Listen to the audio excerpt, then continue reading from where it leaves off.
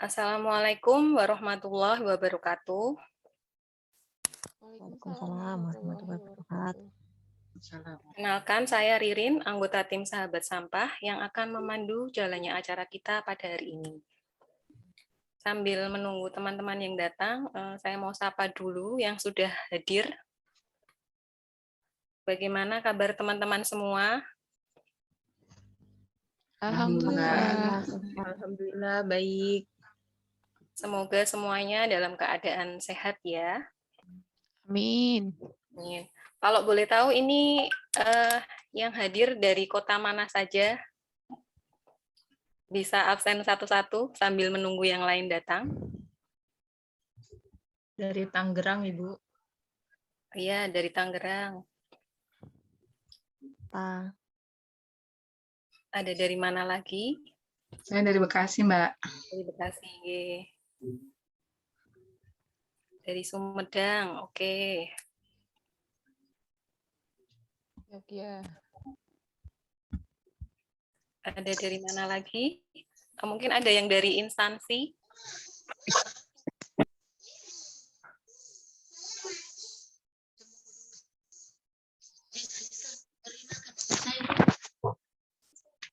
Dari Slawi, oke. Dari Kabupaten Tegal, dari Jogja.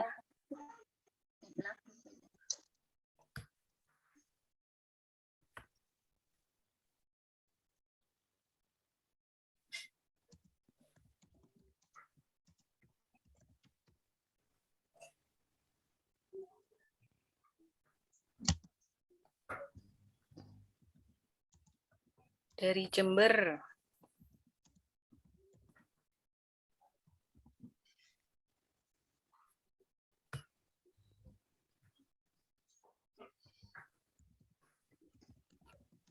Dari Sleman, oke.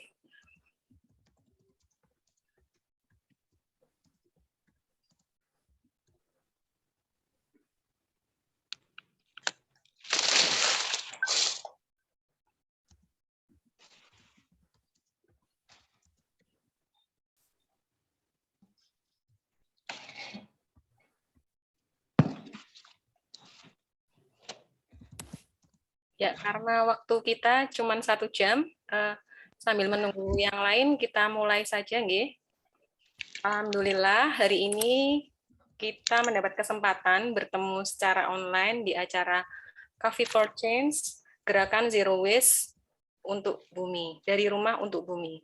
Acara ini merupakan kolaborasi antara Sahabat Sampah.id, Ngompos, dan Rumah Hijau. Sebagai informasi, Sahabat Sampah, Ngompos, dan Rumah Hijau adalah bagian dari ekosistem Ibu Pembaharu yang concern dengan permasalahan di bidang lingkungan. Sahabat Sampah ID bergerak pada kegiatan dan edukasi pengolahan sampah rumah tangga. Rumah Hijau adalah sebuah catatan perjalanan untuk mendesain tempat tinggal dengan konsep hijau dan berkelanjutan. Sedangkan Ngompos, ngolah sampah organik sendiri, adalah sebuah gerakan pengelolaan sampah organik dan berkebun. Dan sebagai pembicara Coffee for Change hari ini adalah Mbak Deka Wardani, atau biasa kita panggil Mbak Dini. pembicara kita ini tentunya sudah banyak yang mengenal ya. Beliau sudah mumpuni dan sukses menginisiasi gerakan Zero Waste dari rumah. Acara ini didukung penuh oleh ibu profesional dan disupport oleh magnetic.id. Magnetic.id, mata yang berguna untuk Indonesia tercinta. Sebuah gerakan untuk memberikan dukungan pada penyandang mikroftalmia dan ablasium retina untuk percaya diri dan menjadi pribadi yang magnetik. Sebelum acara dimulai, mari kita awali dengan berdoa dan membaca bismillah. Bismillahirrahmanirrahim. Bismillahirrahmanirrahim. Semoga ilmu yang didapat hari ini bisa kita aplikasikan di kemudian hari, menghasilkan multiplier effect yang akan membantu menyelesaikan masalah sampah di sekitar kita. Karena langkah besar dimulai dari langkah kecil yang dilakukan oleh banyak orang. Untuk rundown acara hari ini adalah sebagai berikut, dibuka dengan pembukaan, kemudian talk show, tanya jawab, dan terakhir penutup.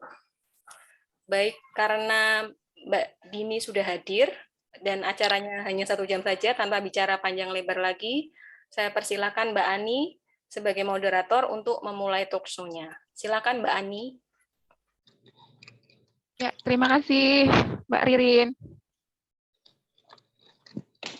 Bismillahirrahmanirrahim. Assalamualaikum warahmatullahi wabarakatuh. Untuk cek suara, apakah terdengar, Mbak? Terdengar, Mbak Ani. Ya, terima kasih. Alhamdulillah, terima kasih dan senang sekali kepada ibu-ibu dan teman-teman yang sudah hadir bersama kita di acara Coffee for Change yang kedua, yaitu dengan tema Gerakan Zero Waste dari Rumah untuk Bumi. Perkenalkan, saya Ani Nur Samsia. Saya akan memandu teman-teman di acara talk show ngobrol bareng bersama Bu Deka Wardani. Sebelumnya, izinkan saya untuk membacakan profil narasumber kita pada pagi hari ini.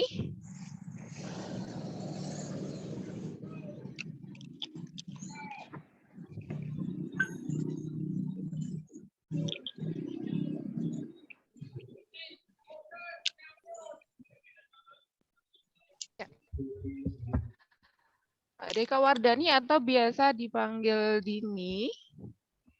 Beliau adalah seorang ibu yang dari sepasang anak kembar usia 14 tahun yang sudah 7 tahun ini menjalani homeschooling. Salah satunya kini mondok di pesantren Sunnah di Batu, Malang. Beliau merupakan lulusan arsitektur ITB, pernah tinggal di Bandung selama 10 tahun dan bekerja di konsultan arsitektur urban desain kurang lebih 3 tahun. Sejak 2010, beliau menulis dan terlibat dalam kurang lebih 60 judul buku anak dan non-fiksi dengan tema-tema lingkungan hidup dan perkotaan hingga sekarang. Beberapa tahun terakhir jadi dosen jurusan perencanaan wilayah dan kota di Universitas Brawijaya itu tahun 2008 sampai mendampingi putra-putrinya di rumah dan desain. Bidang dan keahliannya adalah perencanaan kota dan arsitektur lingkungan binaan, penilaian terhadap isu-isu perkotaan dan lingkungan membuatnya bersemangat untuk menulis buku. Di 2016 menginisiasi komunitas belajar sahabat alam Chile yang bergerak di bidang pendidikan, pengenalan hidup ramah lingkungan dan anak-anak, dan 2019 merintis klub jelajah ilmu ruang belajar berbasis project dan problem solving. Beliau juga pernah menjuarai juara 1 lomba dongeng konferensi sanitasi dan air minum nasional 2015. Buku-buku beliau bestseller antara lain Kisah Kota Kita, Sahabat Bumi, Sari Dunia, dan Sari Quran. Buku non-fiksi beliau yang berjudul Rumah Minim Sampah, Menuju Rumah Minim Sampah, Bye-bye sekali pakai, kompos di rumah itu mudah menjadi bacaan wajib bagi yang ingin menerapkan gaya hidup minim sampah. Ya, beliau juga adalah founder kelas belajar Zero Waste. Selain itu, beliau juga sering membagikan tips info kiat hidup ramah lingkungan di akun Instagramnya yaitu @dekawardani. Ya, demikian. Maaf, teman.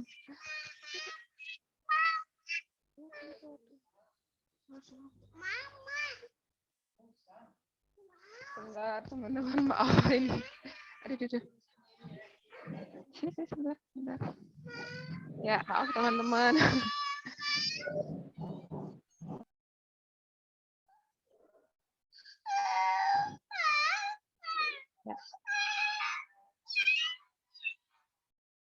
Ya, alhamdulillah narasumber kita Bu Dekawardani sudah hadir.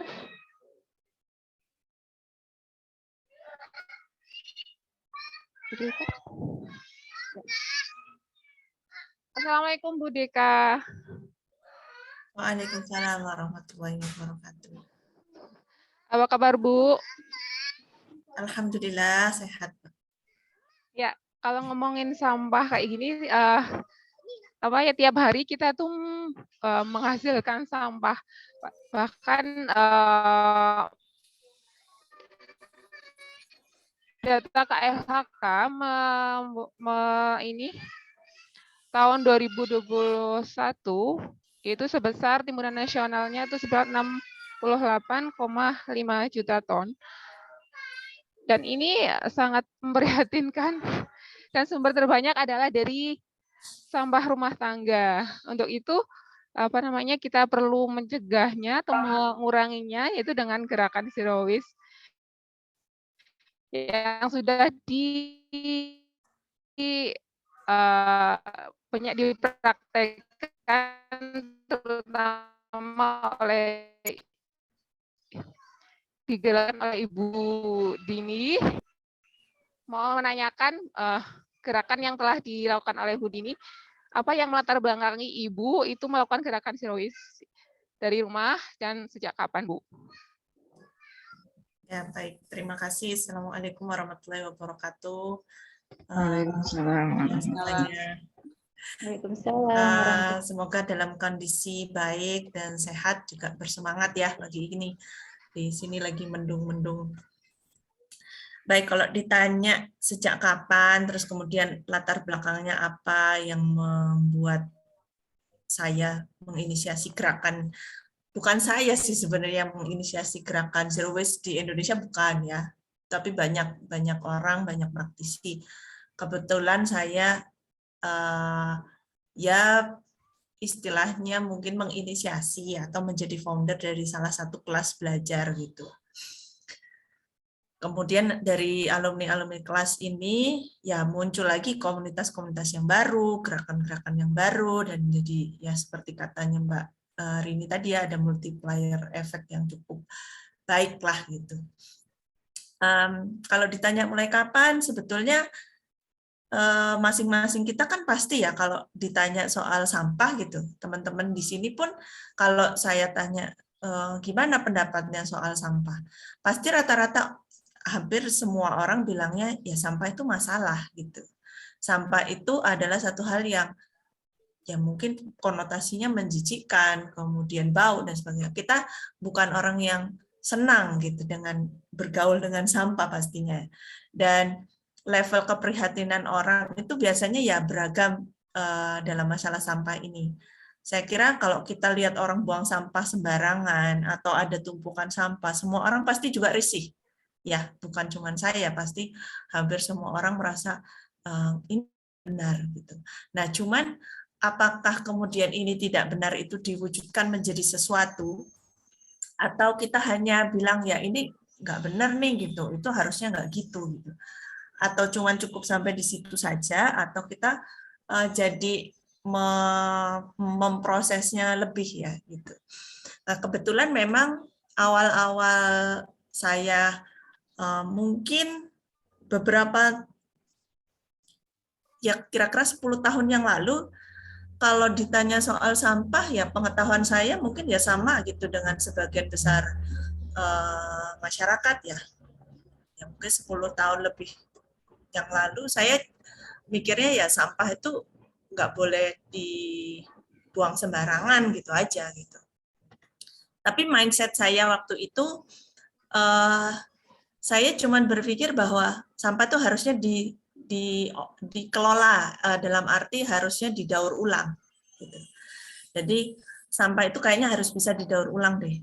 Waktu itu kalau yang sudah kita ketahui bersama kan masih 3R ya. Kalau sekarang kan udah banyak R-nya sampai 7, sampai 8. Gitu. Waktu itu masih kenalnya cuma 3R. Dan itu pun sering ketukar-tukar. Gitu. R yang mana? Ini reuse, reduce, cycle itu yang mana sih? Gitu. Dan saya tuh jadi merasa relate gitu. Kalau kita ngobrol ke masyarakat, ke ibu-ibu PKK aja. Kalau kita mengangkat istilah 3R, pasti pening mereka. R yang mana dan R-nya apa. Jadi masalah bahasa, masalah mengkomunikasikan ini ternyata juga jadi penting gitu buat kita, istilah, kemudian terminologi, dan juga mendefinisikan masalah itu menjadi satu poin yang cukup penting ya.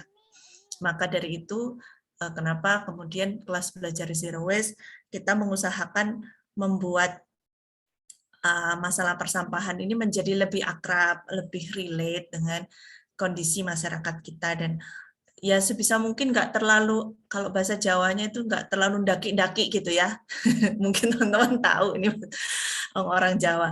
Jadi istilahnya kalau terlalu daki-daki kita pakai kata-kata yang apa ya, misalkan kayak global warming, climate change, aduh masyarakat mah nggak ini gitu, maksudnya nggak masuk gitu, jejak karbonnya jadi tinggi, mereka nggak peduli itu. Jadi kita harus membahasakan menjadi sesuatu yang lebih akrab untuk masyarakat juga. Dan jadi mungkin kalau ditanya mulai kapan dan bagaimana, saya sendiri adalah orang yang melalui banyak proses, gitu, banyak mencerna, banyak belajar lagi. Jadi tidak ada kemudian momen aha momen atau satu malam yang tiba-tiba celing besok bikin ini gitu, enggak.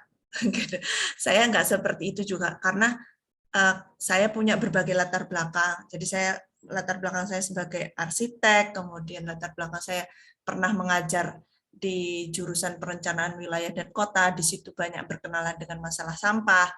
Dan ketika saya di kampus, mohon maaf ya agak panjang ini Mbak Ani, ketika saya di kampus yang saya lihat adalah masalah sampah itu lebih banyak ditangani di hulu, bukan di hilir. Gitu.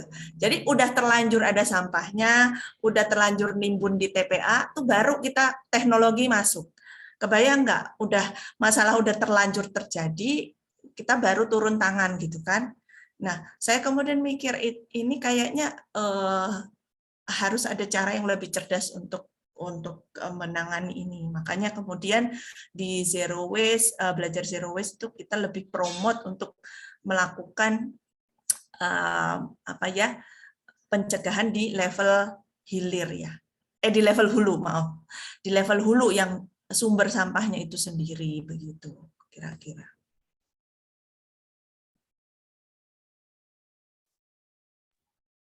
Ya, terima kasih Bu. Tangkap nggak ya, teman-teman? Kita itu dulu ya, Bu. Menangani sampahnya dari hulu, dari rumah gitu, Bu. Iya, Ya. dari yang menghasilkan ya, maksudnya dulu. dari yang mengkonsumsi. Makanya kemudian kalau di kami itu kami berusaha, saya ngajak teman-teman, kita kalau belajar Zero Waste ini kan sebetulnya lahir dari eksperimen ya.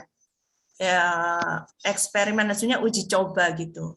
Gimana sih kalau kita menguji coba melakukan ini? Hasilnya seperti apa? Makanya di belajar Zero Waste itu kita ada pengukuran-pengukuran.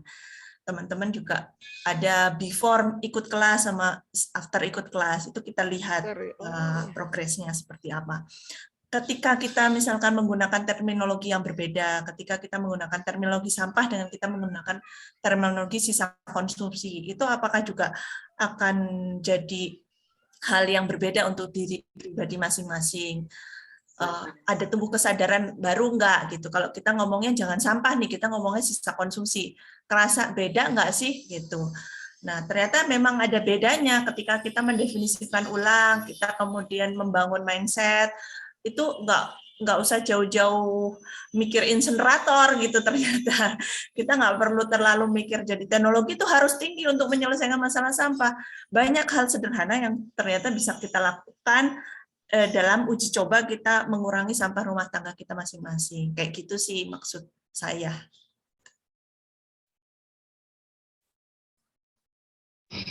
Ya, jadi kita bisa memulai dari rumah ya Bu. Terus apa sih yang sederhana yang bisa kita lakukan di rumah Bu untuk memulai zero waste-nya? Oke, saya boleh biar nggak bosan saya share screen aja kali ya. Ya boleh Bu, boleh banget. Oke. Udah kelihatan belum? Tapi nggak usah full screen ya, biar bisa Ya nggak apa-apa. digeser-geser. Ya benar. Udah kelihatan Jadi, Bu. Udah kelihatan. baik. Jadi gini, awal-awalnya itu kita mesti lihat dulu ya teman-teman ya. Kita mesti lihat dulu. Kita pakai mind map bahwa rumah kita ini yang tadi saya bilang adalah hulunya ya. Jadi ketika kita tahu di rumah kita itu hulu yang bisa menghasilkan beragam sisa konsumsi. Nah, itu kita perlu memetakan gitu. Kita perlu tahu apa saja sih sisa konsumsi yang kita hasilkan itu di rumah. Kita bisa menguraikannya berdasarkan ruangan rumah atau mungkin kegiatan. Ketika kita kegiatannya makan, kegiatannya mandi, cuci dan sebagainya itu menghasilkan sampah apa gitu atau sisa konsumsi apa. Nah, ini bisa kita petakan. Sehingga dengan kita melihat ini, kita jadi punya semacam strategi bahwa oh, ternyata sampah saya itu dari ini toh gitu. Nah, kalau yang ini kita perlakuannya gimana? Kalau yang ini perlakuannya gimana? Gitu kan? Iya, itu Nah, cuma separuh mau. perlakuannya gimana itu juga sangat tergantung dari sikon ya, dari situasi dan kondisi kita rumah masing-masing gitu. Misalkan saya punya privilege yang teman-teman nggak punya, mungkin treatment kita terhadap sisa konsumsi kita akan berbeda. Ya, contohnya begitu. Jadi sebetulnya ini kemudian akan memunculkan kreativitas kita masing-masing gitu. Kira-kira kita bisa mencegah atau memilah atau mengolahnya dengan cara apa gitu kan. Oke, teman-teman paham ya sampai sini. Jadi kita petakan dulu, kita ambil dulu apa-apa yang kita hasilkan di rumah. Namun kemudian hal yang kedua yang patut kita ketahui adalah kita mempelajari faktanya masing-masing dari mungkin benda-benda yang kita hasilkan di rumah tadi ya. Contohnya kresek. Kresek itu gimana sih faktanya atau dampaknya gitu ya. Saset, ternyata saset itu sesuatu yang nggak diterima loh di bank sampah. Dia terdiri dari 2 lapis, ada yang metalik dan kemudian ada plastiknya, contoh gitu ya. Nah, ini semua benda-benda sekali pakai ini ada faktanya masing-masing gitu. Ya, contohnya ini. Dan ini adalah semua benda yang sangat friendly dalam kehidupan kita, bukan ya? Ini kan udah sehari-hari banget gitu. Nah, karena kebiasaan kita melihat benda-benda ini di sekeliling kita, di supermarket, di warung, akhirnya kita tuh mungkin secara pola pikir itu jadi terbelenggu ya, terjebak bahwa aku nggak bisa hidup kalau nggak ada mereka. Gitu. Istilahnya begitu ya dalam tanda kutip. Saya kayaknya susah menjalankan rumah tangga kalau nggak ada benda-benda ini gitu. Padahal kalau dilihat lagi, sebetulnya jauh sebelum kita menjadi ibu rumah tangga, nenek kita, buyut kita itu sudah menjadi ibu gitu, sudah menjadi ya punya peran menjadi ini ya pengelola rumah tangga dengan dahulu belum ditemukan plastik, mereka juga survive. Istilahnya gitu. Karena plastik ini kan sebetulnya ditemukan atau diproduksi massal itu mungkin belum berumur 100 tahun ya. Belum sampai 100 tahun umur plastik itu. Nah, dari situ akhirnya muncul yang saya inisiasi di kelas BCW, yaitu istilah cegah, pilah, olah itu. Jadi kita tuh bisa mencegah terjadinya sisa konsumsi, kita bisa memilah sisa konsumsi, dan kita bisa mengolah sisa konsumsi. Tetapi bagaimanapun juga, yang saya juga tekankan adalah kita mesti mengutamakan cegahnya, ya. Karena apa? Udah umum gitu. Kalau kita tulus dalam mencegah, itu kita pasti kelelahan dalam memilah dan mengolah. Itu udah pasti, karena ketika kita menggampang-gampangkan, udah nggak apa-apa deh nanti ada bank sampah, nggak apa-apa deh nanti nyuci. Sekali, 2 kali, tahu-tahu numpuk. Gitu. Kalau udah numpuk, give up akhirnya. Yang terjadi kita udah nyerah deh gitu. Nah, makanya itu kalau di kelas belajar zero waste, kita tuh ya istilahnya saling menyemangati untuk bisa memprioritaskan cegah, kira-kira seperti itu. Ini apa langsung dilanjutkan aja? Contoh-contoh mencegahnya? Bu, boleh silahkan Bu. Ya, jadi mencegah itu sebetulnya hal yang sangat mudah gitu. Dalam arti ya mungkin ada effort ya teman-teman, ada effort. Tapi effortnya itu sebetulnya tidak sebesar ketika kita misalkan harus mengatasi masalah sampah itu di hilir gitu. Jadi contoh-contoh gampang, dan teman-teman di sini pasti ya insya Allah sudah banyak juga yang menerapkan ya. Misalkan teman-teman beralih ke pembalut kain, nah itu sederhana. Atau bikin tisu perca, atau kalau jajan ya mungkin anak-anak pengen jajan sus kering gitu. Akhirnya kita mencari tempat belanja yang kiloan, katakanlah yang bisa bawa wadah sendiri gitu ya. Kita juga mempelajari di masa lalu tuh gimana sih caranya orang untuk jual beli. Nah, contohnya seperti ini. Kita balik lagi, kita bisa mengembalikan lagi ya nostalgia ini. Contohnya rantang yang kiri bawah itu kan mbah-mbah banget ya, nenek-nenek kita banget gitu. Tapi itu sebenarnya sangat jitu gitu kalau kita mau membeli sesuatu yang berkuah katakanlah. Ya, atau yang kanan atas ini yang cangkir belirik ini juga kelihatannya sekarang tuh banyaknya cuma dipakai untuk properti foto gitu ya, nggak? Kalau teman-teman punya usaha kuliner atau apa pakai properti foto itu, kenapa nggak dimanfaatkan kalau ada tamu sekalian aja ngetehnya pakai ini. Nah kayak gitu ya. Terus kemudian dengan mempelajari ini kita tuh sebenarnya jadi punya referensi, kita punya vocabulary lagi bahwa untuk setiap benda kemasan sekali pakai itu pasti ada alternatif tidak sekali pakainya.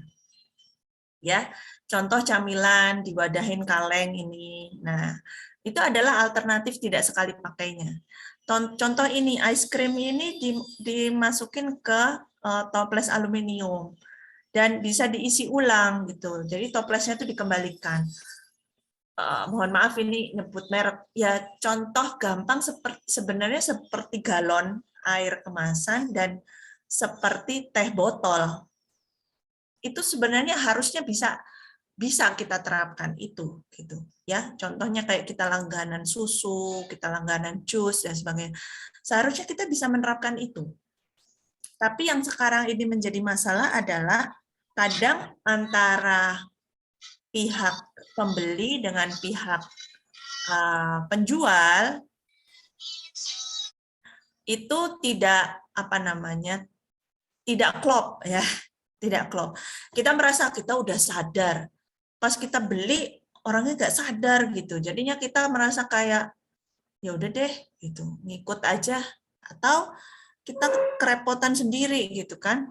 Atau kita sebagai posisinya sebagai penjual, aduh ini pembelinya mesti minta di wrap lagi, minta gini gitu. Nah, Untuk itulah sebetulnya kalau menurut saya, komunitas-komunitas kecil seperti ini ya, seperti teman-teman yang udah concern begini, itu harus ketemu gitu.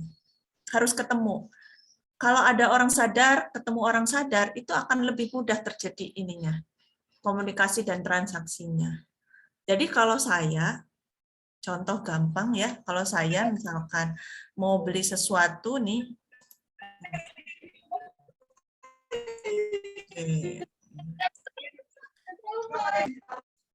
kalau saya mau beli sesuatu, katakanlah, ya contoh yang di foto yang di kanan bawah, kelihatan ya.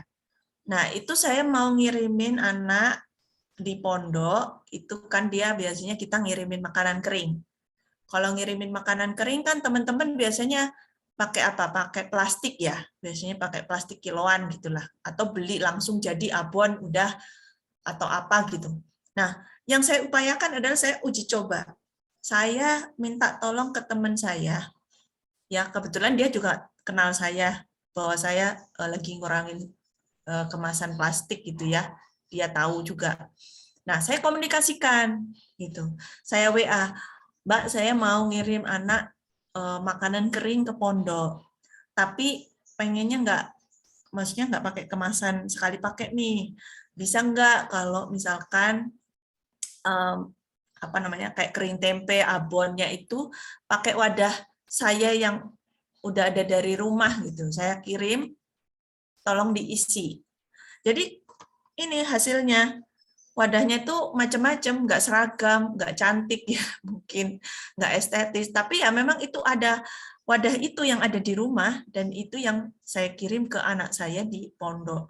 Dan ketika dia libur itu atau pas kita kirim barang yang baru, kan sebulan sekali ngirim barang, itu wadahnya dikembalikan lagi ke saya gitu. Jadi kita kayak nuker kardus yang isi sesuatu gitu. Ketemu di gerbang pondoknya, dia ngirim, dia naruh barang yang lama, saya kirim yang baru. Nah, ternyata hal seperti ini bisa loh dilakukan gitu. Dan itu yang saya ingin mengencourage teman-teman gitu, bahwa kita ini sesuai dengan tagarnya teman-teman ya, ibu pembaharu gitu. Kita tuh berani berdaya, kita berani mengambil langkah yang tidak umum, anti mainstream ya, yang mungkin tidak akrab di masyarakat, tapi sebenarnya hal ini itu wajar gitu loh. Dan kita menormalkan lagi hal-hal seperti ini, sehingga orang tidak lagi asing dengan lihat orang bawa rantang. Orang nggak asing lagi lihat ketika barang itu dibungkus serbet gitu ya. Kan ini sesuatu yang sebetulnya wajar, tapi karena lama tidak dilakukan dari generasi yang baru ini, jadi aneh gitu. Saya pernah mengalami ketika saya beli pecel bawa rantang, mbak yang jualan itu umurnya mungkin baru 18 tahun. Dia tuh nggak bisa buka rantang, ibu-ibu. Nggak bisa, dia nggak tahu. Bu, ini gimana, nggak ngerti saya. Ibu aja yang buka. Saya tuh sampai amazing gitu. Ternyata ada generasi nggak bisa buka rantang. Bayangkan. Karena saking asingnya dia. Gitu ya. Mungkin di situ dulu deh Mbak Ani, kan supaya seru kalau ada interaksi juga dengan teman-teman ini ya.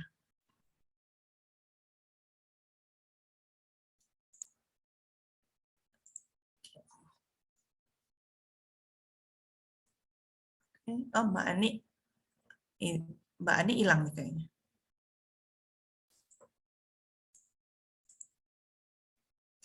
Sebentar. Atau saya lanjutkan lagi kah? Teman-teman dilanjut aja nih, contoh-contoh yang lain ya. Iya, monggo Mbak Dini. Oke, nah misalkan juga cara yang saya sampaikan di sini nih kayak misalkan ya tadi saya beli makan nasi Padang ya bawa rantang gitu ya, belanja bulanan kita bisa bawa ya wadah-wadah nih nyebut merek ya kayak semacam Tupperware. Mungkin buat sebagian orang tuh sangat kelihatan repot karena bawa wadah-wadah pakai motor ke pasar gitu ya. Ya itu opsional. Sebetulnya wadahnya nggak harus Tupperware. Teman-teman ya bisa memanfaatkan tin wall. Teman-teman juga bisa memanfaatkan plastik Ziploc yang lebih ringkas.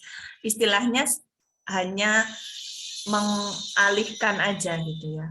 Artinya mentransformasi aja. Yang tadinya kresek butuh wadah kresek, sekarang kita pakai wadah juga tapi yang reusable. Jadi sama-sama diwadahin dan lebih higienis juga karena wadah kita sendiri.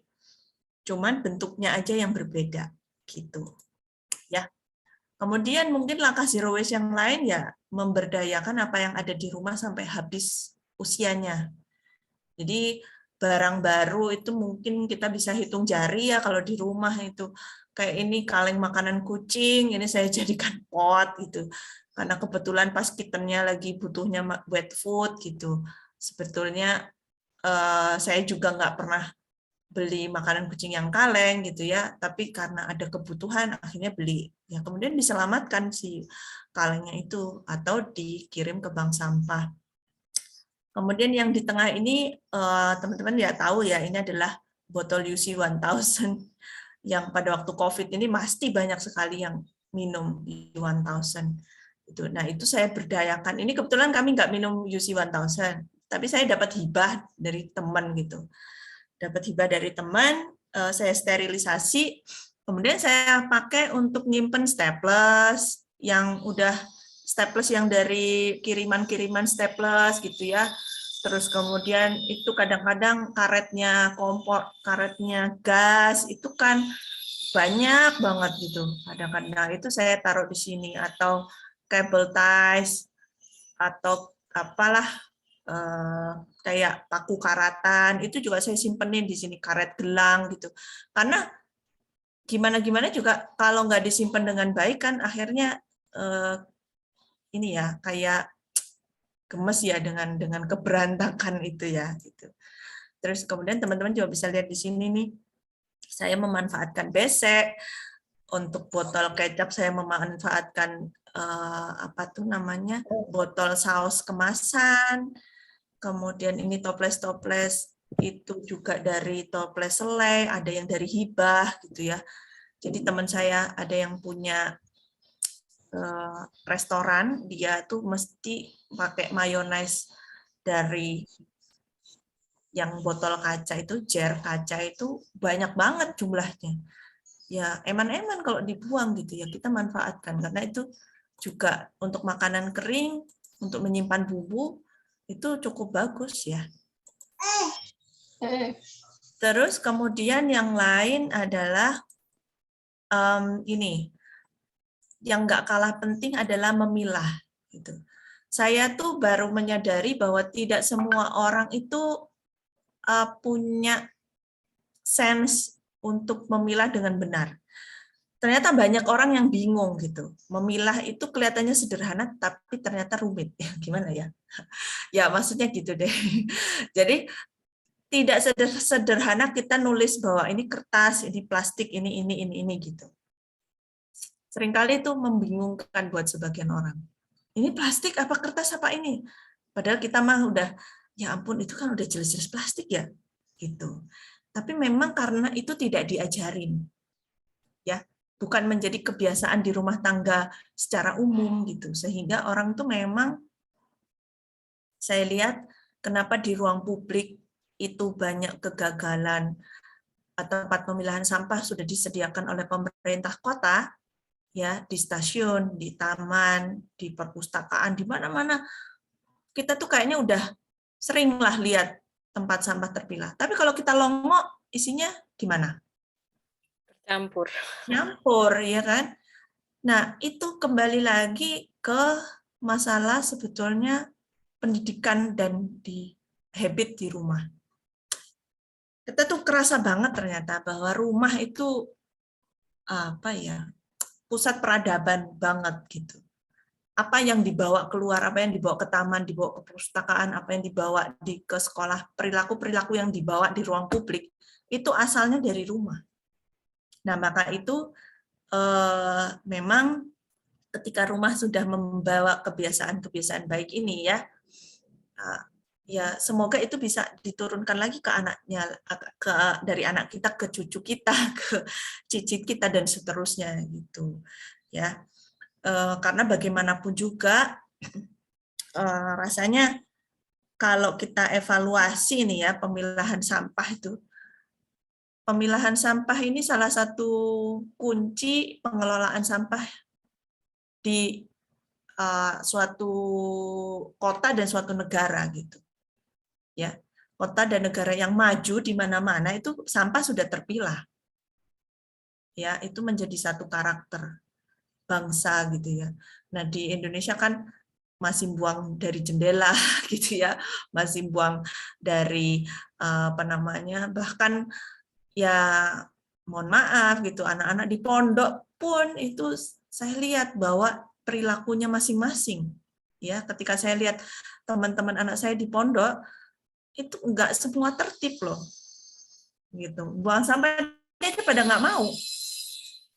Jadi kalau saya nengok anak saya di pondok, duduk di kantinnya, itu sampah itu bisa di kolong-kolong meja.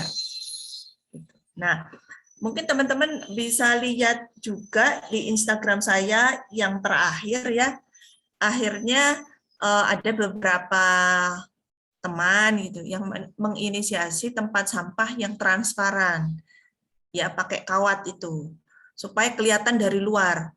Satu tempat sampah satu jenis sampah. Karena kadang-kadang ya kalau kita nulisnya cuma anorganik, organik, residu, aduh pusing. Masyarakat masih nggak ngerti residu itu apa, organik apa, anorganik apa. Jadi inisiatifnya teman-teman ya ditulis sedekah botol, sedekah kertas gitu. Kalau seperti itu kok rata-rata kita pelajari ya kita lihat progresnya lumayan baik gitu ininya ya apa hasilnya itu tidak tercampur kalau ditulis organik dan anorganik ya enggak? Iya. Berarti paling penting itu memilah gitu Bu ya. Ya mencegah Penting sekali ya Bu. dan pengetahuan memilah ini kan enggak diajarin ya Mencegah, di sekolah. memilah. Enggak ada Bu. Kemudian kalau kita mengolahnya rumah itu bagaimana Bu? Yang paling mudah gitu. Kita kan ibu-ibu pengennya yang mudah-mudah gitu. Mengolah sampah yang mudah di rumah kita kayak gitu. Iya. Pengennya yang mudah-mudah aja Bu. Sebetulnya ada banyak cara ya kita mengolah. Mengolah itu tidak selalu dengan mengkompos. Ya, ada kalanya dengan cara makan kita habiskan. Makan kita habiskan. Sayur kita pakai semua anggota tubuhnya si sayur itu ya maksudnya kecuali akarnya ya. Tapi kita manfaatkan semuanya. Biasanya kan kalau kita masak itu kadang-kadang kita pilih-pilih ya. Kita pilih-pilih contohnya kayak wortel mesti dikupas, kentang mesti dikupas, terus brokoli mesti hanya kembangnya aja gitu, yang batangnya enggak. Nah, kalau saya upayakan tuh semua nyemplung gitu. Jadi kentang tuh saya makan sama kulitnya, wortel saya makan dengan kulitnya. Tapi saya pilihnya yang organik ya, teman-teman. Saya pilihnya memang dari teman saya yang petani organik. Jadi saya bisa makan sama kulitnya sama keseluruhan gitu. Terus yang brokoli, kembang kol itu semuanya diproses, ya dipakai aja semua. Gitu. Mungkin yang jarang kita pakai ya kulit bawang lah ya, kulit bawang, terus kulit telur. Ini kan sebetulnya kulit telur juga bisa dicuci, dijadikan tepung telur dan sebagainya. Kalau susah ngompos, teman-teman bisa bikin juglangan, bisa bikin biopori, kulit udang bisa dijadikan dikeringkan di oven untuk jadi apa namanya kaldu udang. Jadi mengompos itu sebetulnya hanya satu part dalam hierarki pengurangan sampah organik. Begitu. Iya. Kemudian ini Bu, kalau cara kita tuh mengajak anak kita atau keluarga kita, kemudian mengajak tetangga kita itu gimana Bu caranya? Ya, kalau kami di Belajar Zero Waste dan di saya sendiri ya, kita harus mengutamakan kesadaran itu di diri kita sendiri gitu. Bahwa perubahan itu harus kita lakukan dengan example, dengan keteladanan, dengan contoh. Jadi tidak kemudian kita baru dapat sedikit langsung ceramah gitu ya, atau langsung nyalain tetangga dan sebagainya. Enggak. Jadi kalau di kami yang berubah paling awal itu harus diri kita sendiri dulu, dengan kesadaran dan dengan pengetahuan yang cukup, dengan data, dengan argumentasi dan sebagainya ya. Baru kemudian kita konsisten melakukannya di rumah. Bahkan di teman-teman di Belajar Zero Waste itu ada yang dengan pasangannya itu mungkin tidak langsung seiring sejalan. Ya, tidak langsung seiring sejalan gitu. Suaminya tiba-tiba diringkesi aja gitu. Tahu-tahu yang tadinya tempat sampah udah dipilah-pilah sama suaminya dicampur jadi satu. Ini kejadian juga. Atau yang udah ngompos, tahu-tahu komposnya dibawa sama tukang kebersihan, itu wajar gitu kita alami seperti itu. Tetapi bukan berarti itu menjadi excuse atau menjadi satu kita ulang-ulang udah kejadian kayak gitu terus besoknya lagi kita gitu lagi ya, kita menentukan strategi yang lain tentu saja. Tapi dalam arti hambatan kemudian tantangan itu akan selalu ada teman-teman. Bahkan saya sendiri contoh gampang, ibu mertua, tetangga mungkin paham, ibu mertua saya paham kalau saya ngurangin sampah gitu. Kalau ngirim apa-apa di sini pakai tas spunbon beliaunya, ya. Tapi isinya kan belum tentu, ya kadang-kadang masih dikasih wafer buat anak-anak gitu. Tahu-tahu ngirim misalkan gurami bakar pakai mika, dan karena ibu mertua saya itu sudah sangat sepuh, saya nggak komen. Karena saya punya prinsip harus birrul walidain. Kita nggak boleh menceramahi orang tua kita, apalagi yang sudah sangat sepuh gitu ya. Ya, yang harus kita lakukan ya kita treatment dengan yang beliau kirimkan ini ya kita treatment gitu. Karena menurut saya ada hal-hal yang harus kita bisa manage ya di dalam keseharian kita, di rumah, di masyarakat dan sebagainya. Bahwa kita itu hidup nggak sendirian. Ya, kita hidup itu bersama orang lain gitu. Istilahnya kita harus cari tahu ini kalau saya melakukan ini mudarat atau manfaat gitu. Misalkan berkonfrontasi dengan ibu mertua itu mudarat atau manfaat, ya kan? Jadi kita harus paham situasinya lah. Jadi pelan-pelan ya. Mudarat.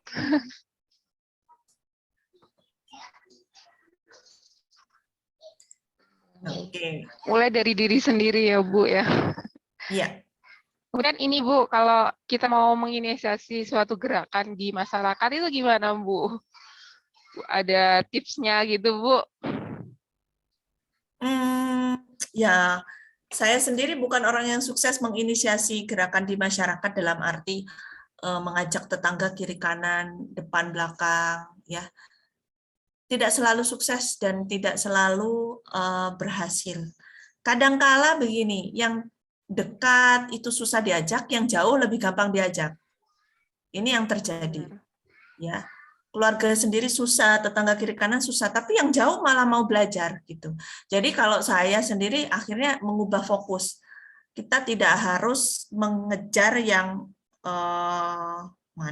mana, maksudnya terobsesi bahwa harus tetangga kiri kanan nih gitu. Enggak, saya mikir lebih ke ya sudah kita optimalkan dulu kekuatan kita, energi kita untuk mana yang kira-kira bisa nerima gitu ya. Ketika kita sudah mulai percaya diri mungkin, terus kemudian pengaruh kita membesar, terus kemudian mungkin pengetahuan kita bertambah, ya pelan-pelan kita approach gitu, pelan-pelan kita approach. Sama kayak ke anak-anak ya. Kalau ke suami, kalau saya pribadi pilih tidak langsung menceramahi suami. Saya lebih pilih suami itu tahu dari misalkan dokumenter ya, film dokumenter gitu, atau dari hal yang mungkin yang lebih logis ya, ditangkap oleh laki-laki gitu ya. Biasanya kalau bapak-bapak itu kan kalau dokumenter dengan data-data beliau lebih oh ya. Kalau istrinya yang ceramah mungkin nggak masuk gitu kadang-kadang. Jadi teman-teman harus cari strategi juga. Kalau ke anak-anak Oh ya. lebih gampang, ke anak-anak itu lebih gampang karena pada dasarnya anak-anak itu menurut saya hatinya itu masih pure ya. Hatinya masih pure dan mereka itu sebetulnya kalau kata saya melihat kayak kerusakan lingkungan dan sebagainya itu mereka tuh tersentuh banget anak-anak itu. Jadi lebih mudah diajak, ini loh nak ada penyu kayak gini, ini loh kayak gini sampah dibuang sembarangan, ini nanti jadinya begini-begini. Itu mereka tuh lebih aduh iya ya kasihan gitu. Mereka tuh cepet kayak gitu. Cuman mungkin kalau anak-anak kita kuncinya di kendali diri. Nah, kendali diri untuk jajan itu yang paling susah buat anak kita karena dia kan masih suka nggak suka gitu ya. Aku seneng ini kok nggak boleh ya itu karena dia nggak mikir panjang. Kira-kira gitu Mbak Ani.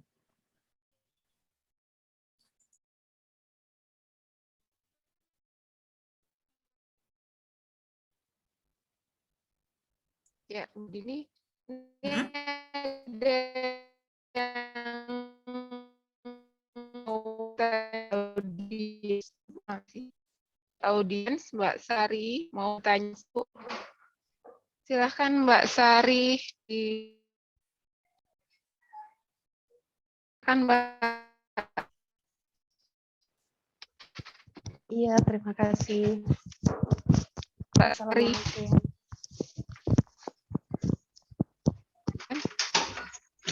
Silakan Mbak Sari. Waalaikumsalam warahmatullahi wabarakatuh. Salam kenal dan terima kasih atas kesempatannya. Salam kenal buat Bu Dini.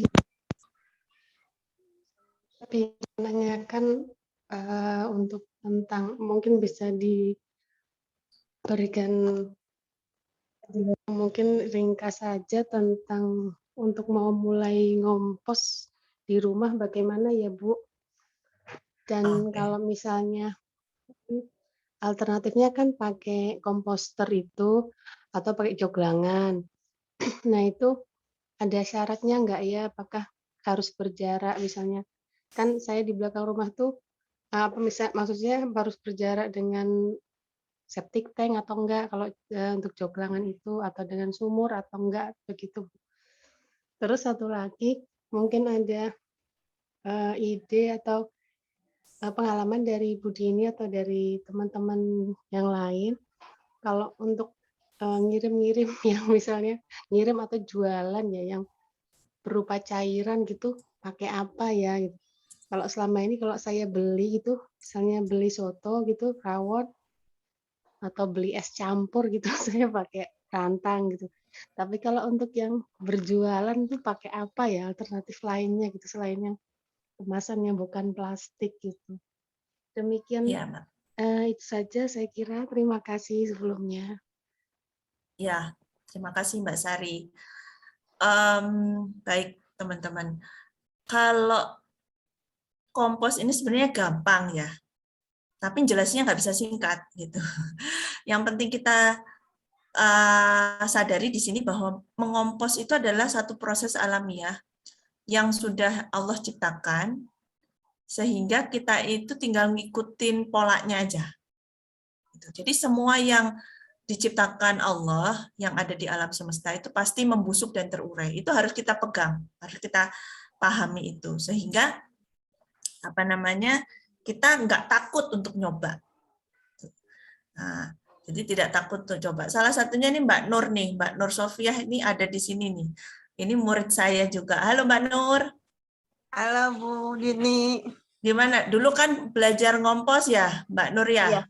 Iya, Gampang belajar. apa susah Mbak Nur? Kalau cerita gampangnya sih gampang ya Bu Dini, cuman di awal itu merasa susahnya itu ketika kalau saya dulu pertama pakainya bekas pot Bu Dini. Jadi bekas pot. Nah, itu cepet penuh di awal tuh. Jadi kita kayak H+, aduh ini baru berapa hari kok udah cepet penuh kayak gitu. Ya. Akhirnya terus saya mikir kok apalagi ya yang bisa selain ini biar nggak cepet penuh gimana lah. Saya kan masih sambil belajar tuh. Terus tapi lama-lama awalnya tuh kan kalau saya itu paling diprotes sama suami, karena di ember kan ketika saya ngaduk-ngaduk kadang-kadang bau gitu keluar. Itu yang mendapat protes dari suami, anak-anak langsung, waduh, Bunda lagi ngompos, tutup pintunya kayak gitu. Jadi awalnya kayak gitu. Akhirnya sekarang beralih ke tong komposter yang besar, yang biru, aman sih. Habis itu udah biasa, bener-bener cuman ngumpulin dulu di ember yang tertutup setiap hari, yang ditaruh di dekat dapur. Terus setiap pulang kerja aja tinggal numpluk aja, paling nggak ada 5 menit, sebentar udah, nggak susah banget. Gitu ya. Ini testimoni langsung ini Mbak Nur nih. Nah, itu Mbak Nur bisa testimoni begitu karena dia udah paham, Mbak Nur udah paham tentang prinsip mengomposnya, gitu ya. Jadi memang prinsip mengompos ini perlu dijelaskan agak panjang. Tidak bisa saya menjelaskan secara singkat, gitu. Tapi yang penting adalah kita yakin bahwa apapun yang organik, yang diciptakan Allah, itu pasti akan terurai dan harus ketemu lagi dengan siklus hidupnya. Gitu, yang paling penting itu. Ya, kalau teman-teman mau belajar tentang mengompos, sebetulnya di Instagram saya itu kalau teman-teman pencet serial ngompos ya, tagar serial ngompos itu bisa dibaca tuh di situ mulai part 1, 2, 3, 4 dan seterusnya. Jadi saya bagikan gratis gitu, silahkan dibaca dan dipelajari. Ya. Kemudian tadi pertanyaannya kalau mau pakai apa? Ya, sebenarnya mau pakai apa itu sangat tergantung dari situasi rumah. Ya, tadi Mbak Nur nyoba dulu pakai pot. Ternyata ketika udah nyoba pakai pot, cepat penuh. Akhirnya beralih ke drum ya, ke sekarang pakai drum. Dan bahkan Mbak Nur ini kalau nggak salah di kantornya pakai joglangan ya Mbak Nur ya? Ya betul, di kantor pakai joglangan. Nah, cuman ini Bu Dini mungkin sedikit cerita, di kantor juga susah banget karena awal jalan seminggu, sebulan sampai itu berjalan, tapi lama-lama bahkan pelaku teman-teman kantor sendiri yang ribet gitu. Jadi misalnya ada kotak makan, kemudian ada habis makan langsung dicampur, akhirnya males jalan ya. Iya, males misahnya. Intinya males misahinnya, akhirnya juglangan itu hanya dipakai buat daun kering aja. Iya, betul. Kalau begitu pakai daun kering akhirnya susah terurainya karena kan ya daun kering kan tinggi karbon ya. Iya, betul. Cepat penuh jadinya. Jadi ya, cepat cuma numpuk-numpuk aja, nggak mimpes. Ya itu sebetulnya kalau kita lihat bahwa Allah tuh menciptakan keseimbangan. Yang daun kering ya butuh sampah dapur, yang sampah dapur ya butuh tambahan daun kering gitu.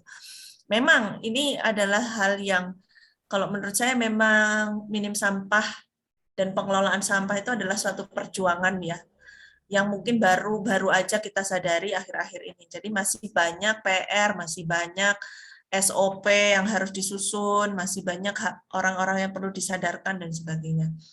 Nah, kalau mau pakai juglangan, sangat tergantung dilihat lahannya seperti apa. Kalau require-nya memang sebaiknya tidak dekat dengan sumur ya, tapi kembali lagi tergantung topografi. Kalau topografinya sumurnya lebih tinggi dari juglangan tidak mengapa, karena kan artinya yang kita khawatirkan kan kalau juglangan nanti lindinya meresap ke tanah terus masuk ke sumur ya.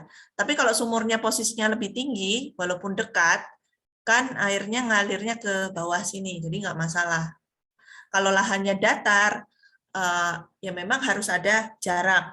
Kalau saya cari ke standar nasional Indonesia belum ada, gitu, belum ada standar nasional Indonesia yang menyatakan jaraknya harus sekian dari sumur, jaraknya harus sekian dari septic tank, itu tidak ada. Jadi masih membutuhkan perkiraan, ya amannya ya 10 meter dan sebagainya. Kalau 10 meter jelas di rumah kita nggak akan mungkin kita bisa bisa bikin juglangan gitu kan. Rumah mana yang gedenya 10 meter antara sumurnya dengan juglangannya?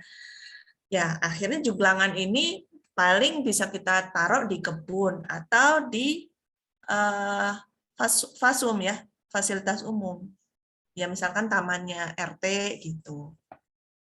Kalau nggak bisa ya minimal pakai biopori aja, teman-teman bisa pakai biopori seperti itu. Ya. Tadi yang ketiga jualan ya. Nah kalau jualan saya tidak against teman-teman yang berjualan ya.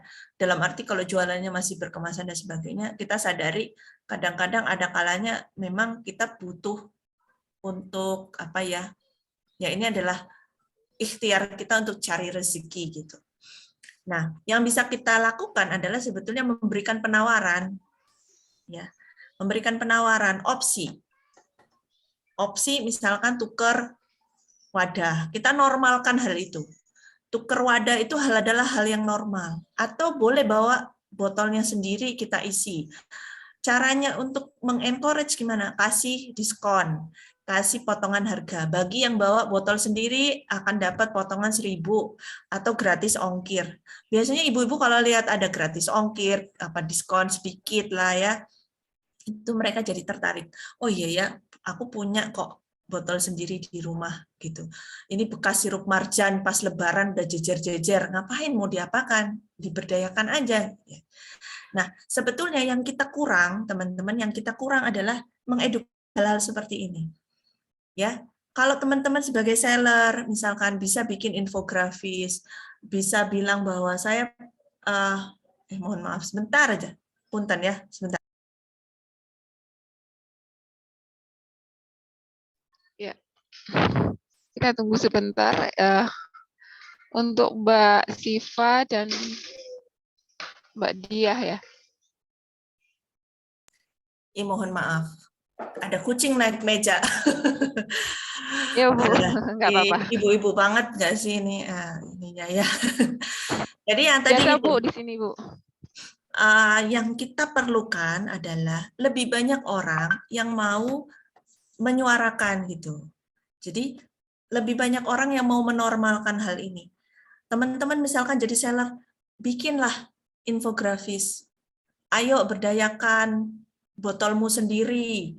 Tin wall yang ada di rumah, ayo dipakai lagi, kirim ke saya, nggak apa-apa, nanti saya isi dengan diskon sekian. Kita ajak teman-teman kita untuk seperti itu. Kita bilang bahwa saya lagi nyoba kemasan pengiriman yang lebih ramah lingkungan. Teman-teman mohon maaf ya kalau misalkan saya ngirim barangnya pakai koran bekas. Kita suarakan hal-hal kayak gitu di media sosial, di status WA, di di invoice ketika menjawab pesanan gitu. Kita biasakan istilahnya ya mengedukasi teman-teman kita, mengedukasi sekitar kita dengan cara-cara yang mungkin sekalian marketing gitu ya. Kalaupun nih teman-teman, kalaupun nanti yang mau kayak gitu cuman 10%, ya nggak apa-apa, itu udah bagus. Dari kemarin 0, sekarang udah 10% loh. Nah gitu. Jadi mikirnya jangan bahwa, alah nanti juga aku udah bikin kampanye gitu nggak ada yang mau. Nggak gitu kita pola pikirnya. Sekarang ada tambahan 1 orang, 2 orang yang mau bawa wadahnya sendiri, itu udah alhamdulillah. Harus gitu mikirnya. Ya, sehingga kemudian nanti fotoin gitu ya, misalkan yang ngirim barangnya sendiri itu fotoin. Nanti pasang di status WA, ini yang kirim barang sendiri dapat diskon loh. Kemarin ini ada teman yang mau ngedrop barangnya sendiri. Dapat diskon lumayan, ongkos kirimnya berkurang 3.000 misalkan kayak gitu. Nanti lama-lama orang jadi, iya ya, aku udah punya barang di sini, ngapain aku pakai timbol baru? Timbolku di rumah itu yo numpuk. Akhirnya akan mikir gitu. Jadi kita normalkan hal-hal kayak gini, kita normalkan. Kira-kira gitu ya Mbak Sari? Halo Mbak Sari? Iya, terima kasih Bu Dini dan Bu Jadi Nur. jangan mundur hanya karena aduh saya belum bisa nih kalau misalkan jualan sesuatu pakai botol kaca ya, kayaknya mahal apa modalnya dan sebagainya. Nggak bisa kalau misalkan madunya beralih semua jadi botol kaca. Nggak apa-apa Mbak. Saya itu punya botol madu jurigen, itu saya pakai lagi untuk beli minyak kelapa gitu. Saya cuci, saya pakai untuk beli minyak kelapa. Dan itu menurut saya ya fine-fine aja sih gitu. Ya, kecuali memang isu sekarang ini yang paling susah buat penjual adalah higienitas ya. Saya paham betul banyak sekali teman-teman kita yang maunya pakai isi ulang itu punya ketakutan jangan-jangan nanti dibilang nggak higienis kayak gitu sih. Ya, benar, Bu. Ya, untuk selanjutnya ada Mbak Diah. Silahkan, Mbak, kalau mau bertanya langsung. Mbak Diah, Ya, pagi Mbak Dini. silahkan. Teman-teman, Assalamualaikum Mbak Dini. Waalaikumsalam warahmatullahi. Iya, ini saya nyebrang ke topik ekobrik. Iya, Mbak Diah. Ya, jadi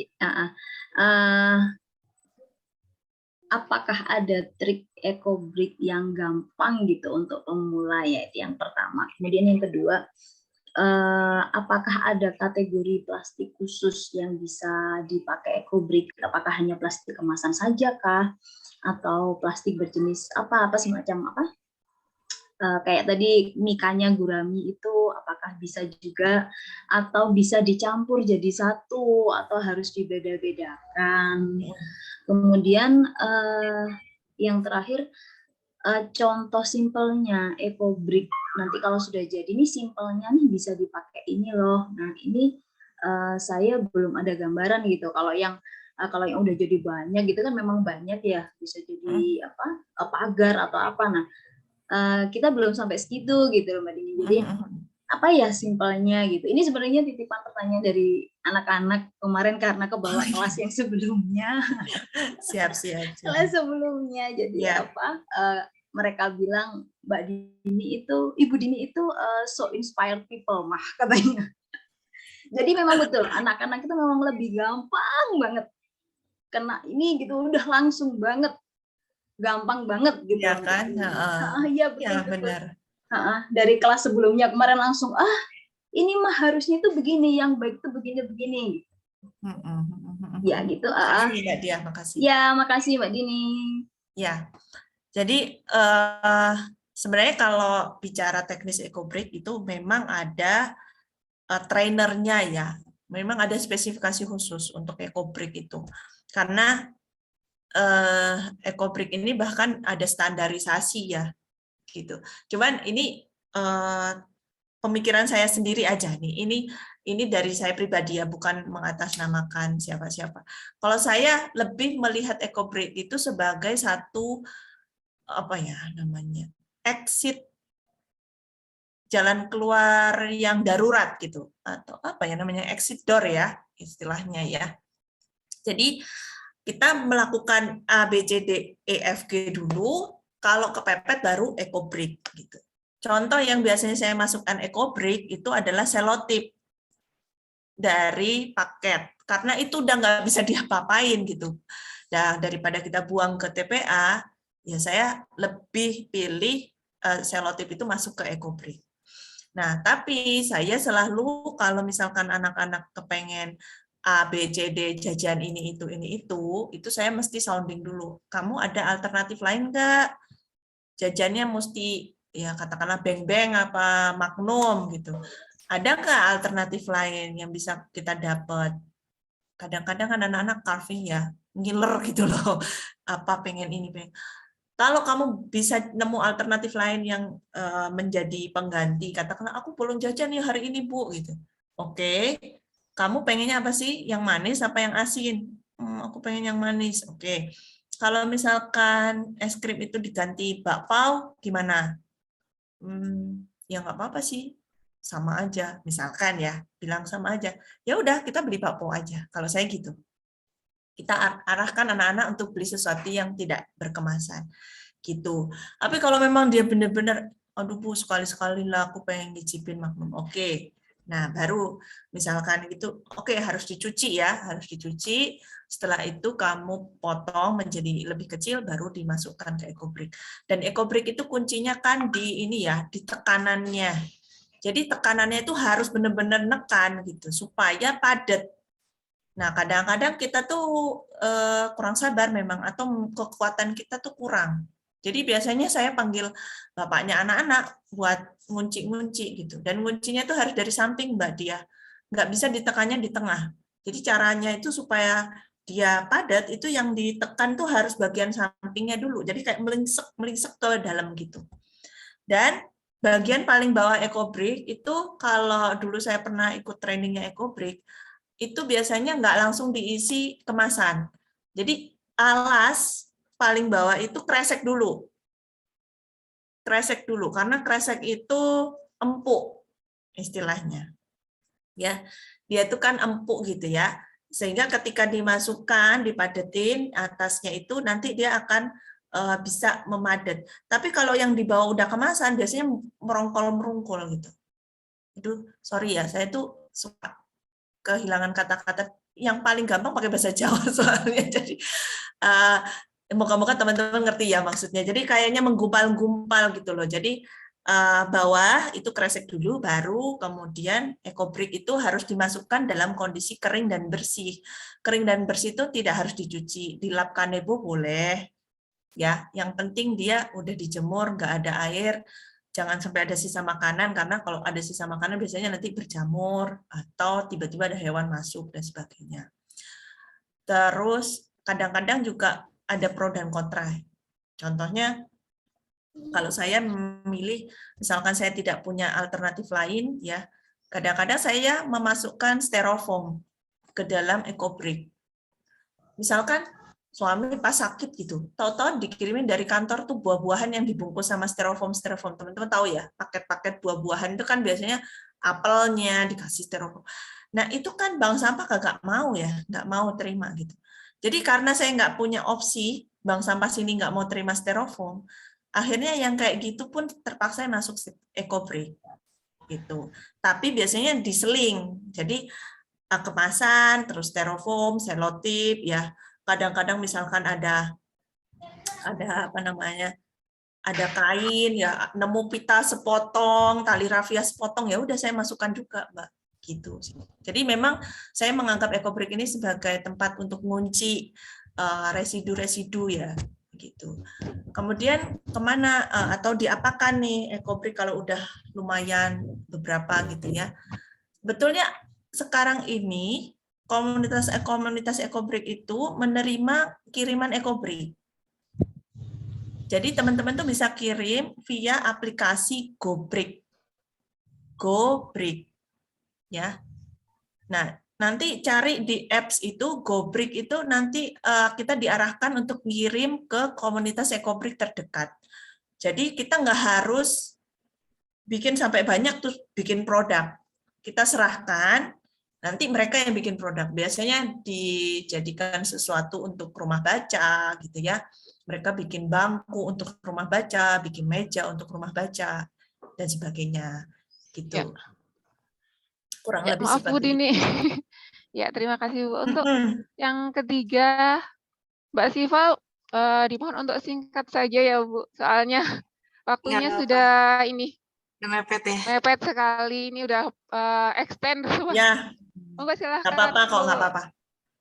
Insya Allah saya masih longgar sampai duhur. Nggak apa-apa. Monggo. Terima kasih Mbak atas kesempatannya. Assalamualaikum warahmatullahi wabarakatuh. Bunda mohon izin bertanya. Saya masih kebingungan untuk ngolah sampah yang dari kain, khususnya untuk dalaman, misalnya ada dalaman-dalaman baju gitu yang sudah sobek-sobek dan tidak terpakai gitu kan. Kalau ketika saya tanya ke lingkungan sekitar gitu, kebanyakan kata mereka ada yang bilang dibakar atau ditimbun di tanah. Nah itu saya masih kebingungan kan, kalau misalnya baju kan masih bisa kita jadikan lap, tapi kan kalau dalaman saya masih agak bingung gitu.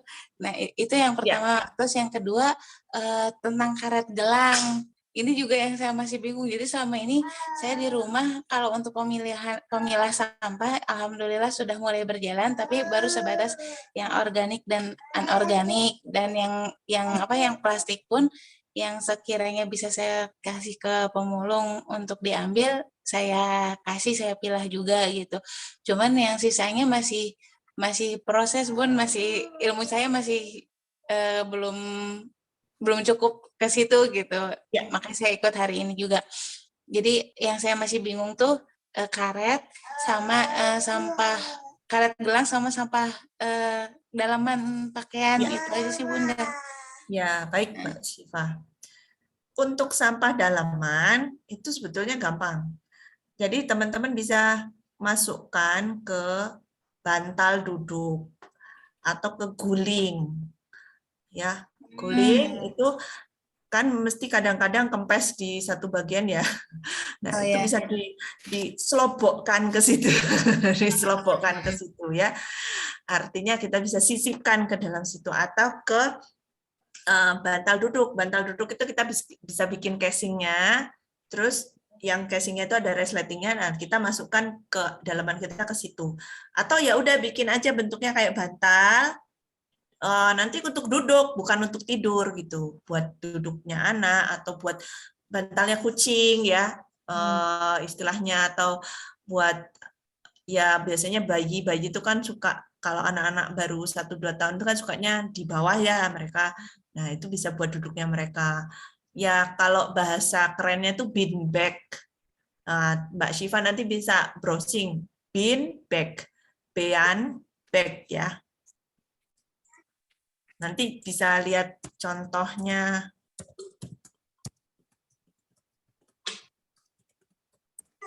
Nah, gitu. Kalau nggak salah dulu di Zero Waste Indonesia itu ini bagian luarnya itu dari kaos. Nah, kaosnya itu digunting, ujungnya digunting. Nanti kaosnya itu kan diikat-ikat nih, ujungnya diikat-ikat gitu loh, kayak disimpul-simpul gitu. Nah, dalamnya itu diisi daleman. Nanti aku kirimin ini deh. Saya kirim contohnya aja ya ke moderator, ke mana kemarin Ya, bisa ke panitia. WhatsApp ya, Bu.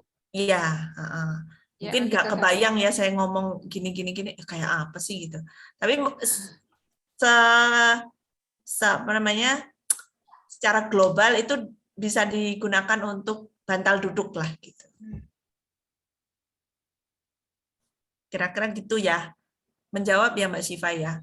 Nah, untuk karet gelang masih sama, saya juga masih belum menemukan karena memang karet ini ya termasuk soal sepatu dan lain sebagainya itu di bank sampah juga masih belum diterima ya. Jadi kalau karet gelang tuh masih saya simpan. Jadi saya simpan di toples tadi ya, di toples tuh saya simpan. Kadang-kadang juga kalau misalkan saya punya sesuatu yang berlebih, itu saya tawarkan. Kali ada teman saya yang misalkan pedagang atau apa butuh karet gelang, saya tawarin aja mau pakai nggak tuh karet gelangnya, gitu. Jadi bisa lebih panjang manfaatnya. Ya itu bisa dibikin mainan apa kayak zaman kita ya, lompat tali gitu ya. Bisa, boleh juga. Tapi memang karet gelang kalau disimpan lama tuh dari gampang putus ya. Iya. Terus ini juga Bun, saya mau izin bertanya, untuk sendal kan kadang-kadang ada sendal yang putus, itu juga kan kayak pemulung nggak nerima itu gitu. Sebentar saya juga bingung, ini kalau ditumpuk jadi sampah, tapi kalau dibuang, dibakar gitu juga nggak terurai maksimal. Itu juga gimana ya, Bun?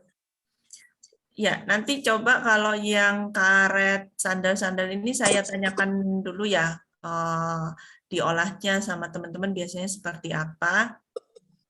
Kalau selama ini sementara kami juga, kalau kami sendiri, saya sendiri maksudnya, kalau belum nemu tempatnya untuk mengelola itu masih kami keep di rumah. Jadi rumah saya memang juga ada gudangnya. Tapi kan ini bukan jawaban yang ini ya buat teman-teman. Nanti saya coba, saya carikan solusinya ya. Baik, ya. Baik, Bu Dini, terima kasih. Mbak Syifa, terima kasih. Maaf, Bu Dini, karena keterbatasan waktu kami, boleh dia ngasih closing statement. Ya, apa ya? Ya, kalau saya sendiri yang penting begini teman-teman. Yang penting itu bahwa kita punya motivasi untuk ikhtiar jalan terus gitu. Jadi apapun kendalanya, apapun kondisinya, setiap orang tuh pasti akan ketemu tantangan, hambatannya masing-masing. Hambatan saya dengan hambatan teman-teman mungkin tidak sama ya. Tapi sebetulnya kayaknya Bu Dini udah jago. Enggak, saya enggak jago. Cuman saya mungkin sebelum melakukan tindakan apa tuh saya berhenti dulu, mikir dulu gitu. Ini kira-kira gimana ya caranya, gimana ya solusinya, apa ya yang bisa saya lakukan. Nah, karena kebiasaan saya melakukan berpikir sebelum bertindak itu, mungkin akhirnya saya tidak jadi impulsif ya dalam mengambil keputusan atau dalam melakukan satu proses konsumsi gitu. Nah, dan saya ini suka uji coba. Itu mungkin juga bisa diterapkan sama teman-teman. Saya itu suka eksperimen gitu. Artinya eksperimen tuh begini, mau traveling, saya selalu bilang ke keluarga, ayo dong traveling kali ini sampahnya sedikit, atau bisa nggak kita travelingnya minim sampah nih, kita uji coba yuk. Gimana teman-teman, anak-anak, Bapak bisa nggak kita bareng-bareng nyoba traveling kita yang tahun ini atau yang bulan ini minim sampah. Contohnya kayak gitu. Atau misalkan saya kok butuh beli ikan gitu ya untuk protein, tapi saya nggak bisa ke pasar. Kalau saya saya beli tukang sayur, itu nanti diantarnya pakai kresek, misalkan kayak gitu kondisinya. Tukang sayur yang lewat di depan tuh pakai kresek. Yang saya lakukan apa teman-teman? Saya browsing di Instagram, jual ikan di Malang gitu. Saya browsing. Akhirnya saya nemu tukang ikan di Malang yang dia tuh jualan ikan laut, ya. Dan dia jualan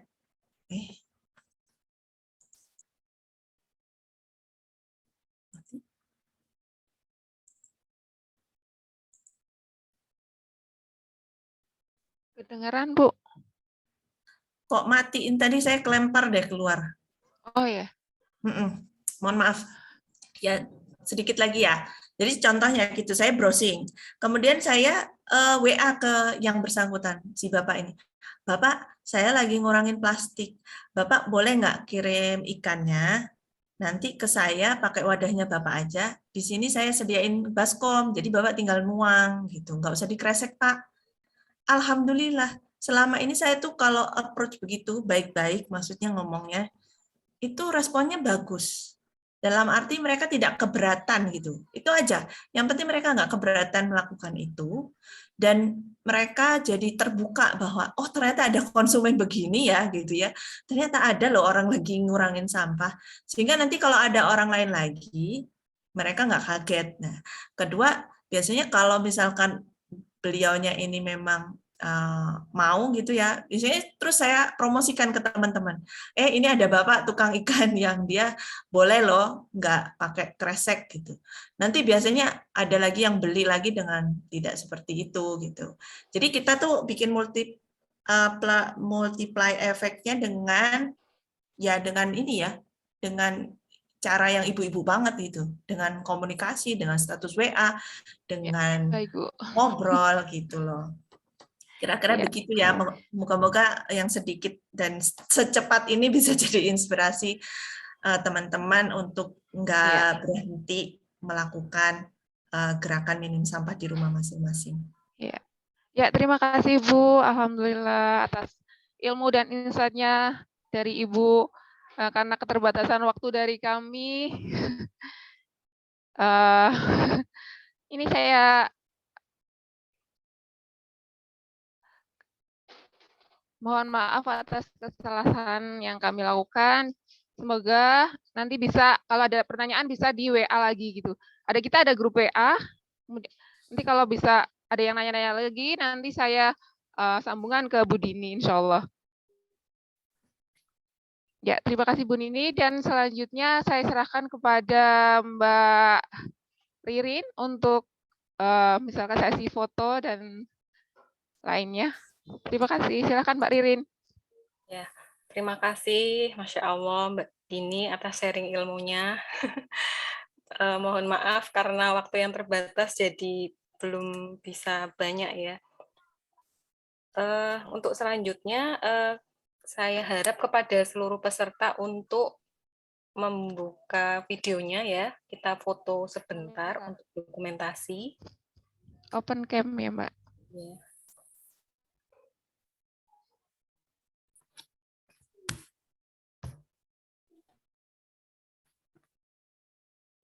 Sudah siap semua, nggih?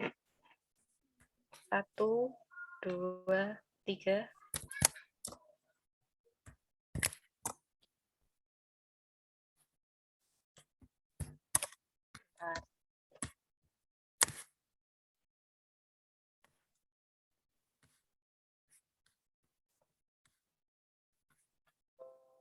Lagi nggih, yang kedua. Ini yang kedua banyak yang masih belum buka videonya ini.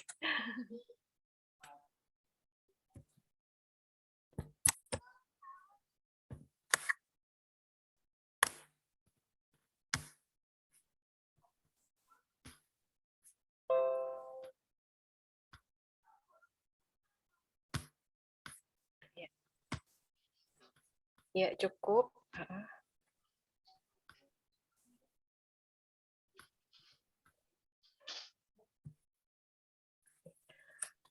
Terima kasih teman-teman yang sudah hadir sampai acara ini selesai. Semoga ilmu yang kita dapat dari Mbak Dini tentang gerakan Zero Waste dari rumah untuk bumi ini bisa bermanfaat, menambah ilmu kita, dan bisa diaplikasikan ke kehidupan sehari-hari kita. Mohon maaf apabila ada kekurangan selama acara hari ini. Sampai berjumpa lagi di kesempatan berikutnya. Ya, terima kasih ya Mbak Sri. Warahmatullahi wabarakatuh. Waalaikumsalam warahmatullahi wabarakatuh. Sampai ketemu. Terima kasih semua. Terima kasih Mbak Dini. Sama-sama. Bagus. Silakan. Oke ya. Ada rekamannya Mbak. Insya Allah, Bu. Nanti kita share kalau sudah selesai. Oke. Ya. Terima kasih ya Mbak ya. Ya, terima kasih, Ibu.